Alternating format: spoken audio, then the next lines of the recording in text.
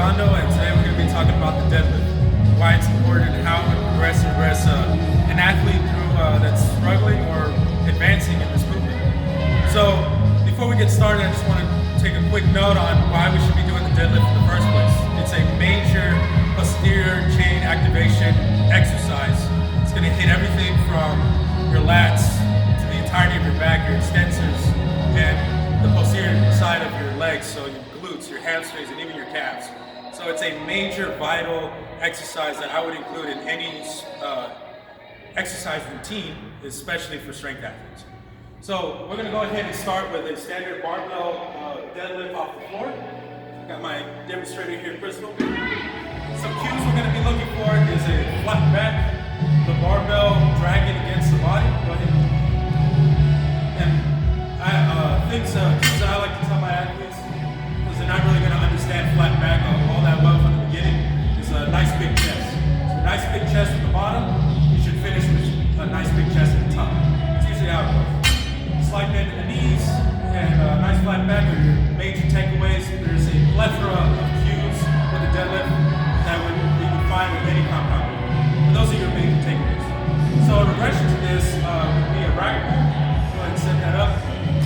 So I like to use the rack pull because in a regression for the deadlift, because I would like to keep with the barbell in our hands. I don't want to regress too much that we're doing dumbbell work or anything like that, because I want this jump to be for an intermediate or beginner to intermediate strength lifting. So the biggest issue I see with the deadlift is a lack of range of motion. So it's going to be struggle off the floor due to a plethora of reasons: ankle mobility, hip mobility, mobility of the thoracic spine, weakness of the upper back, weakness of the lower back. There's a bunch of reasons why there's failure in the deadlift. So the way we can execute this, go ahead and show me some rack pulls, is by eliminating the range of motion. By only focusing on the top part of the hinge, as in a rack pull about knee height to start with the barbell, with a light load, I can really hammer down the top portion and only half the portion of your hinge. As the athlete progresses through this, you can drop the rack little by little, week by week, or how long it takes. And then once we get to the floor and we advance from there, my progression would be in the opposite direction. Once we master from the floor, we should be able to increase range of motion. So it's such of a deficit deadlift. So I'm standing here on a 25-pound open plate, so it's about an inch and a half. Go ahead and show me a deadlift.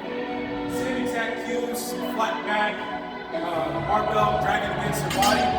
However, this is going to put you in a deficit, so you're going to have to really exaggerate the integrity of the back here, because it's going to force you to try to round. The bigger the deficit, the more that it's going to become problematic. So this is a progression, a very complex one, to the barbell deadlift off the floor. I would master that first and then increase that range of motion. So that's it I have for today. Thank you for being my athlete.